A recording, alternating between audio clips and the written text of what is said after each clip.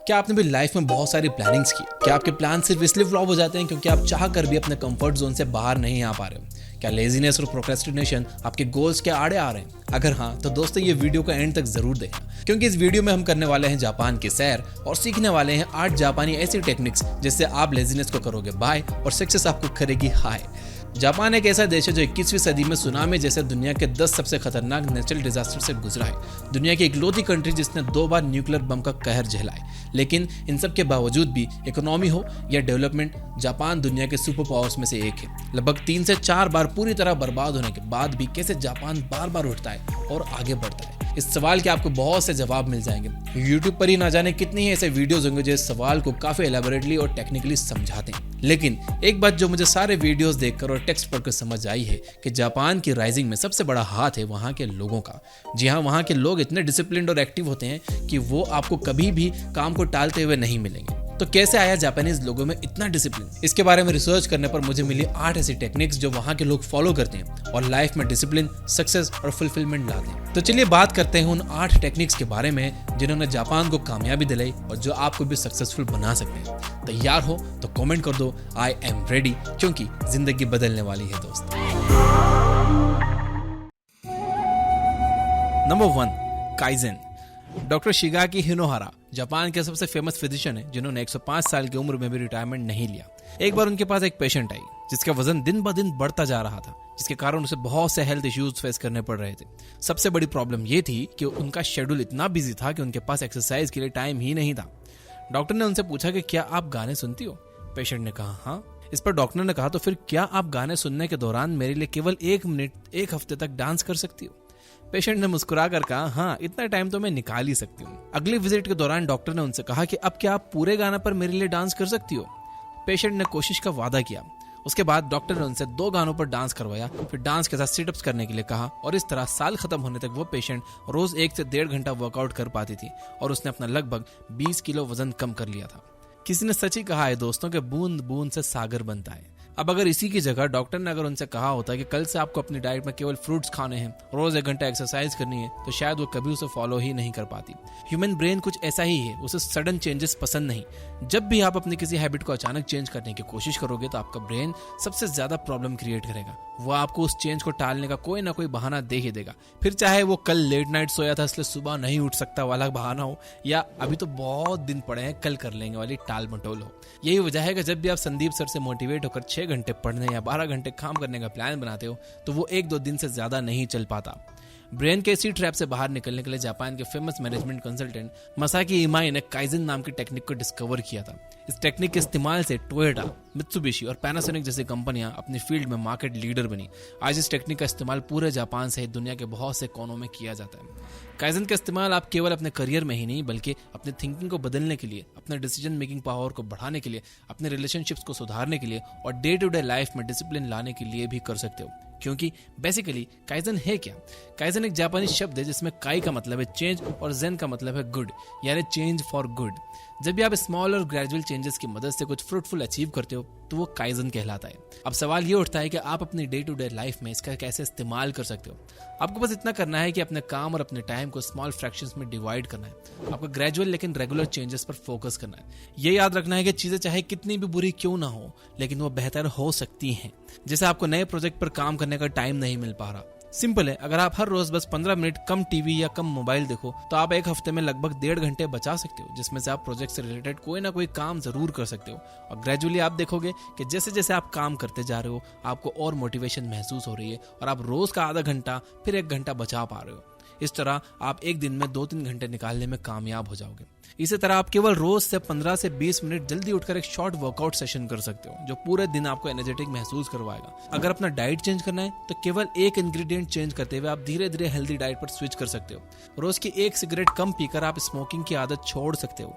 Kaizen से आप जो चाहे वो कर सकते हो, बशर्ते आपको खुद पर भरोसा रखकर एक्सक्यूजेस के बिना सॉल्यूशन ओरिएंटेड काम करना होगा। नंबर 2, इकिगाई यानी purpose to live. Mark code दुनिया के इकलौते कोस्टलाइन पेंटर हैं जो अपने हाथों से रोल्स रॉयस में बनी पिन स्ट्रिप्स को पेंट करते हैं। पेंटिंग और कलरिंग में इतनी टेक्नोलॉजी और इनोवेशंस के आने के बाद भी उन्हें रिप्लेस नहीं किया जा सकता, क्योंकि वो अपने काम में जीनियस हैं। इस काम को करने में घंटों लगते हैं, लेकिन फिर भी वो कभी नहीं थकते क्योंकि वो अपना इकिगाई फॉलो करते हैं। जापान में एक आइलैंड है ओकिनावा, जहाँ के लोग 100 साल से भी ज्यादा जीते हैं और मरने तक वो रिटायर नहीं होते बल्कि हेल्दी रहकर अपना काम करते हैं। क्यों और कैसे? क्योंकि वहाँ के सभी लोग अपना इकिगाई फॉलो करते हैं। क्या है ये इकिगाई और ये इतना मैजिकल क्यों है, आइए देखते हैं। भारत में ये आम बात है कि जैसे ही आपने 12th पास की, लोग आपको तरह तरह की सलाहें देने लगते हैं। कोई कहता है कि जो तुम्हें काम अच्छा लगे वो करो, कोई कहता है कि जिस काम में अच्छे पैसे हो वो करो, कोई कहता है कि जिस काम में तुम अच्छे हो वो करो, तो कोई कहता है कि दुनिया को जिस काम की जरूरत हो वो करो। लेकिन असल में सच तो यह है कि अगर आप इनमें से कोई भी एक काम को चूज करते हो तो आपकी लाइफ में आप कभी भी बैलेंस नहीं महसूस कर पाओगे। इकिगाई लाइफ में इसी बैलेंस को क्रिएट करता है। इकिगाई वो काम है जो आपकी लाइफ में हर पर्सपेक्टिव को पूरा करता है। आइए इसे हम जापानीज सर्कल ऑफ इकिगाई से समझते हैं। दुनिया में 4 तरह के काम होते हैं। वो जो आपको पसंद है, वो जिसे करने में आप अच्छे हो, वो जिसमें अच्छे पैसे मिलते हैं और वो जिसकी जरूरत इस दुनिया को है। जब आपको जो काम अच्छा लगता है उस काम को सीख कर उसमें अच्छा परफॉर्म करते हो तो वो आपका पैशन कहलाता है। और जिस काम में आप अच्छे हो उसे करने में आपको पैसे मिलने लगे तो इसे कहते हैं प्रोफेशन। वहीं जिस काम से आपको पैसे मिल रहे हैं और दुनिया को उस काम की जरूरत भी है तो वो बन जाता है आपका वोकेशन। और एट लास्ट दुनिया को जिस काम की जरूरत है और जो काम आपको पसंद है तो वो बन जाता है आपका मिशन। ज्यादातर आपने अपना पैशन फॉलो करने की बात सुनी होगी, लेकिन अगर आप पैशन को चुनो तो शायद आपकी लाइफ में पैसों की कमी हो। वहीं अगर आप केवल वो काम चुनोगे जो प्रोफेशन हो तो आपको कभी उसे करके खुशी नहीं मिलेगी। वहीं अगर आपके काम की जरूरत दुनिया को हो ही ना तो आपको कभी अपना मिशन नहीं मिलेगा और आप मोटिवेटेड फील नहीं करोगे। इसलिए लाइफ में आपको एक ऐसा काम चुनना है जो आपका पैशन भी हो, जिसे आप प्रोफेशन भी बना सकते हो और जो आपका वोकेशन और मिशन भी बन सके। जैसे सचिन तेंदुलकर को क्रिकेट पसंद था, उन्होंने सीखा और पैशन बना लिया, फिर उसे खेलने से उन्हें पैसे मिलने लगे, वो उनका प्रोफेशन बन गया। उनका मैच देखकर लोगों का एंटरटेनमेंट होता था, यानी दुनिया की नीड पूरी हुई तो वो उनका वोकेशन बन गया। और जो दुनिया को चाहिए वो उन्हें पसंद भी था तो वो उनका मिशन बन गया। इस तरह से अपना इकिगाई ढूंढकर वो वर्ल्ड के बेस्ट क्रिकेटर बन गए।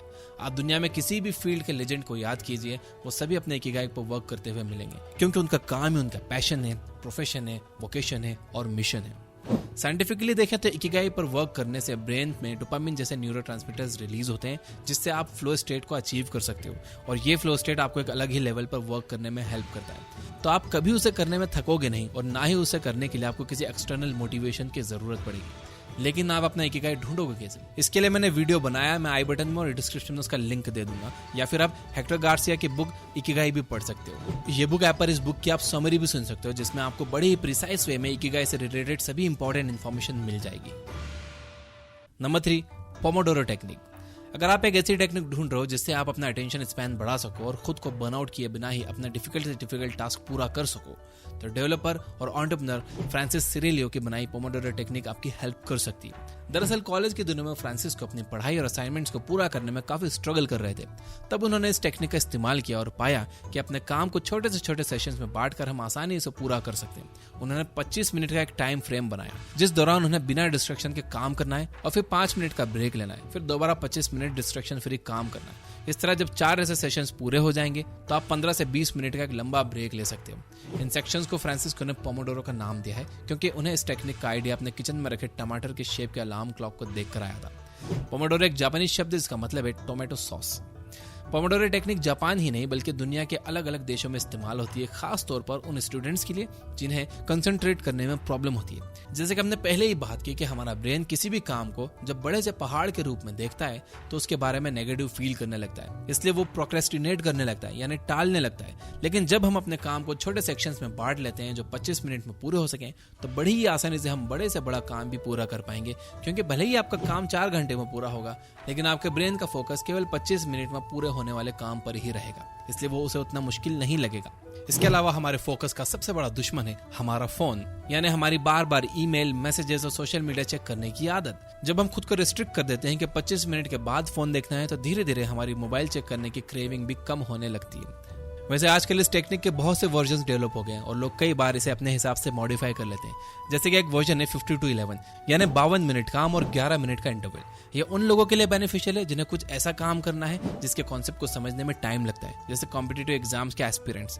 कई लोग इसे ऐसे भी करते हैं कि वो एक चैप्टर या काम के एक सेक्शन पर फोकस्ड वर्क करते हैं, फिर छोटा सा ब्रेक लेकर अगला सेक्शन करते हैं और 4 बड़े बड़े सेक्शन के बाद बड़ा ब्रेक लेते हैं। अब ये आपके ऊपर है कि आप कौन सा वर्जन चूज करते हो, लेकिन इस बात का ध्यान रखना बहुत जरूरी है कि 5 मिनट का ब्रेक 1 घंटे का ना हो जाए। नंबर 4, काइकाकू। वो कहते हैं ना कि 100 सुनार की तो एक लोहार की, कुछ वैसा ही है काइजन और काइकाकू के बीच का डिफरेंस। जहां एक तरफ काइजन छोटे छोटे ग्रेजुअल चेंजेस करते हुए अपने गोल्स तक पहुंचने का रास्ता है, वहीं काइकाकू एक बार में कोई ऐसा बेसिक चेंज करने के बारे में है जिससे शॉर्ट टाइम स्पैन में बड़ा रिजल्ट मिल सके। काइकाकू एक जापानीज वर्ड है जिसका मतलब है रेडिकल चेंज। ये वर्ड शायद आपके लिए नया हो, लेकिन इंडस्ट्री और बिजनेस की दुनिया में कई सालों से अप्लाई हो रहा है, खासकर जापानीज कंपनियों में। दुनिया की दूसरी सबसे बड़ी car company Toyota motor corporation भी कई बार इस टेक्निक का इस्तेमाल करके अपने प्रोडक्ट्स में रेवोल्यूशनरी चेंजेस ला चुकी है। पर हमने अभी देखा कि हमारा ब्रेन चेंजेस को इजीली एक्सेप्ट नहीं करता, तो फिर यह रेडिकल चेंज ब्रेन में कैसे फिट होगा? वो होगा 5 वाई टेक्निक से। यानी किसी भी बड़े चेंज को करने से पहले आपको खुद से 5 बार वाई यानी क्यों पूछना है, ताकि आप प्रॉब्लम के रूट कॉज तक पहुंच सको। आप देखोगे कि लास्ट वाई में आपको कुछ ऐसा सेल्फ मोटिवेशनल आंसर मिलेगा कि आपका ब्रेन उस चेंज के बारे में पॉजिटिव हो जाएगा। बस बन गया आपका काम। ये तो ही थ्योरेटिकल बातें, लेकिन आप इसे कैसे इस्तेमाल करने वाले हो? मान लो कि आप रोज पढ़ने बैठते हो, लेकिन कुछ ही देर में आपका ध्यान इधर उधर भटक जाता है और आप फिर किसी न किसी तरह काम को टालकर फोन, लैपटॉप या टीवी या किसी और काम में लग जाते हो। अब आपको करना यह है कि खुद से 5 वाइज पूछना है। जैसे एग्जाम्पल के तौर पर आप पूछोगे कि मैं क्यों नहीं पढ़ पा रहा, जवाब मिलेगा क्योंकि मेरा ध्यान मोबाइल पर चला गया। दूसरा सवाल आया कि मोबाइल पर ध्यान क्यों जा रहा है, जवाब मिलेगा कि क्योंकि इंस्टाग्राम पर नोटिफिकेशन दिख गया। तो तीसरा सवाल यह करना है कि क्यों देखी मैंने नोटिफिकेशन, जवाब मिलेगा क्योंकि फोन मेरे सामने पड़ा था। फिर सवाल आया कि क्यों पड़ा था फोन सामने, जवाब क्योंकि मुझे 24 घंटे फोन साथ रखने की आदत पड़ गई है, यानी रूट कॉज है फोन साथ रखना। तो बस अब आपको बड़ा चेंज ये करना है कि जब भी आप किसी इंपॉर्टेंट काम को करो तो फोन को साथ ना रखो या फिर नेट बंद कर दो। पर्सनली मैं फोन को एयरप्लेन मोड पर डाल देता हूँ। मैं बिल्कुल नॉट रीचेबल हो जाता हूँ जब मैं कोई इंपॉर्टेंट काम कर रहा होता हूँ। इस तरह आप इस टेक्निक का इस्तेमाल करके अपनी हर प्रॉब्लम की रूट कॉज पहचान सकते हो, लाइफ में एक बड़ा चेंज क्रिएट कर सकते हो। Number 5, seiri, seiton and seiso, 3S technique. Japanese 3S technique organisation पर बेस्ड एक ऐसा रिवोल्यूशनरी मेथड है जिसकी हेल्प से आप अपनी प्रोडक्टिविटी बढ़ा सकते हो और किसी भी तरह के वेस्टेज को आइडेंटिफाई करके उसे रूल आउट कर सकते हो। इस प्रोसेस को इंडस्ट्री से लेकर हेल्थ केयर और एजुकेशन जैसे कई बड़े सेक्टर्स में इस्तेमाल किया जा रहा है। आप भी इसे अपने डेली लाइफ में यूज कर सकते हो और रोजमर्रा के कई कामों को पहले से आसान बना सकते हो। सोचिए, अगर आपका घर क्लटर्ड होगा तो क्या आपको वहां अच्छा महसूस होगा? क्या कोई चीज सही जगह पर मिलेगी? नहीं ना। और जब सही टाइम पर सही चीज नहीं मिलेगी तो उसे ढूंढने में टाइम वेस्ट होगा, राइट? जिससे आपका मेन काम पे से फोकस हट जाएगा और आप फ्रस्ट्रेटेड फील करोगे। इसी टाइम और एनर्जी को कंजर्व करने में हेल्प करती है 3S टेक्निक। इस टेक्निक में 3 S आते हैं। पहला है सेरी यानी सॉर्ट, दूसरा है सेट ऑन यानी सेट यानी सेट इन ऑर्डर, और तीसरा है सेसो यानी शाइन या क्लीन।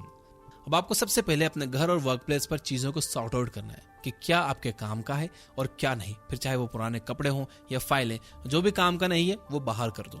केवल यूजफुल स्टफ को ही घर में और ऑफिस में रखो। अगर आप जापान जाओगे तो आप देखोगे कि वहां लोग मिनिमलिज्म पर विश्वास करते हैं। उनके घर में केवल जरूरत का सामान ही मिलेगा आपको। सामान सॉर्ट करने के बाद बारी आती है सेट इन ऑर्डर की, यानी अपने रूटीन के हिसाब से उसे अरेंज करने की। चाहे चाबियां हो या हार्ड डिस्क या फिर आपके जूते, सभी फिक्स्ड प्लेस पर रखे होने चाहिए ताकि आपको वो जब चाहिए तब आप इस्तेमाल कर सको। और आखिर में बारी आती है सीसो यानी शाइन की।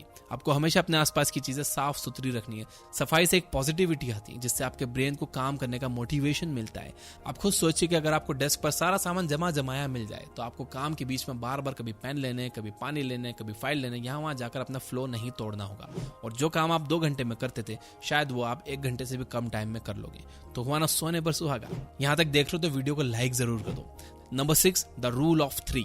ये टेक्निक आपको अपने काम को ऑन द ट्रैक रखने में हेल्प करती है। कई बार हम काम स्टार्ट तो बड़े जोश से करते हैं, लेकिन कुछ ही दिनों में अपने ट्रैक से भटक जाते हैं और चीजों को टालने लगते हैं और धीरे धीरे लेजीनेस हमें घेर लेती है। ऐसा इसलिए होता है क्योंकि रोज हमारी लाइफ में कोई ना कोई नया काम आ जाता है और जनरली हमारा ब्रेन हमें इजी टास्क पहले खत्म करने को कहता है, जिसके कारण कई बार हम इंपॉर्टेंट कामों को छोड़कर नॉट सो इंपॉर्टेंट काम करने लगते हैं। जैसे कि आपको प्रेजेंटेशन बनानी है, लेकिन आपका ब्रेन कहेगा कि चल पहले बाइक साफ कर लेते हैं, फिर बनाते हैं, उसके बाद चलो मार्केट में ग्रोसरी ले आते हैं, फिर बनाते हैं, फिर दोस्तों से मिल लेते हैं, फिर बनाते हैं। इस तरह आपका दिमाग इजी चीजों को प्रेफर करेगा। फिर आप सोचोगे कि यार कितना बिजी डे था, प्रेजेंटेशन बनाने को टाइम तो मिला ही नहीं, जबकि ये सच नहीं है। आप चाहते तो उन कामों को टालकर प्रेजेंटेशन बना सकते थे। ऐसी सिचुएशन के लिए ही बना है द रूल ऑफ 3 टेक्निक। इस टेक्निक के मुताबिक आपको हर मॉर्निंग उस दिन के 3 सबसे इंपॉर्टेंट टास्क मार्क करके प्रायोरिटी वाइज नोट डाउन करने हैं। आपको ध्यान रखना है कि दिन के खत्म होने तक ये 3 काम जरूर हो जाएं। इस तरह आप कभी भी डिसअपॉइंटेड महसूस नहीं करोगे और आपके काम भी टाइम पर होते चले जाएंगे। Number 7, the Zen of mindfulness. Mindfulness एक ऐसी चीज है जो पिछले कुछ सालों में काफी चर्चा में है। काफी लोग इसे स्पिरिचुअलिटी से जोड़ कर देखते हैं, लेकिन ये एक ऐसी चीज है जो लाइफ के हर एस्पेक्ट में आपकी मदद कर सकती है। फिर चाहे वो आपने इमोशंस को कंट्रोल करना हो, या लेजीनेस से बाहर आना, या फिर अपने गोल्स अचीव करना। माइंडफुलनेस का बेसिक मीनिंग है प्रेजेंट मोमेंट में रहना, यानी ना आपको पास्ट के बारे में सोचना है ना फ्यूचर के, बस जो है प्रेजेंट मोमेंट है। ऐसा करने से आप चीजों को बिना जजमेंटल हुए देख सकते हो और फिगर आउट कर सकते हो कि प्रॉब्लम क्यों आ रही है, आप क्यों काम को प्रोक्रेस्टिनेट कर रहे हो। एक बार आप ये समझ गए तो आप उस रीजन को ही हटा सकते हो। कुछ वैसा ही जैसे आपने काइकाकू में किया था। चाहे काइकाकू हो या काइजन या फिर इकिगाई ढूंढना, हर किसी के लिए माइंडफुल होना बहुत जरूरी है। स्टडीज बताती हैं कि माइंडफुलनेस की प्रैक्टिस आपके ब्रेन के टेम्पोरोपेरियोडल और सेरेब्रम रीजन पर पॉजिटिव असर डालती है, जो कि मेमोरी, लर्निंग, कंपैशन और रैशनल थिंकिंग जैसे चीजों का कंट्रोल करता है। इसे करना कैसे? आपको बस रोज 10 मिनट निकालने हैं, एक जगह बैठना है और बस अपने आप को महसूस करना है, अपनी आती जाती सांसों को, अपने थॉट्स को। चाहे कैसे भी थॉट्स आए, उनसे लड़ना नहीं है, उनके पीछे भागना नहीं है, उन्हें जज नहीं करना है, बस उन्हें आते जाते हुए महसूस करना है। जैसे कि आप रोड किनारे बैठे हो और कारें आ रही जा रही हैं, आप कारों के पीछे भागोगे नहीं, आप बस कारों को देखोगे। बस उसी तरह अपने थॉट्स को देखना है, उनके पीछे भागना नहीं। ऐसा करते करते आप फील करोगे कि कुछ दिनों बाद आप एक अलग ही एनर्जी लेवल पर हो, जिससे आपको लेजीनेस को बीट करने में हेल्प होगी। अगर दुनिया के कामयाब लोगों की लिस्ट निकालो तो लगभग 80% लोग माइंडफुलनेस की प्रैक्टिस करते हैं। अगर आप खुद को इस लिस्ट में देखना चाहते हो तो जिंदगी को बेहोशी में जीना छोड़कर माइंडफुलनेस की प्रैक्टिस करना शुरू करो। और माइंडफुलनेस पर तो एक लाइक बनता है भाई। Number 8, शोकुनिन spirit. जापान में आपको एक बहुत ही खास चीज देखने को मिलेगी। चाहे काम कितना भी छोटा या बड़ा क्यों ना हो, लोग अपने उस काम में मास्टरी हासिल करने का जुनून रखते हैं। एक पूरी कंट्री को इस डेडिकेशन के साथ काम करता हुआ देखना अपने आप में बहुत खास है। यही वजह है कि जापानीज जिस फील्ड में भी जाते हैं, कामयाबी उनके कदम चूमती है।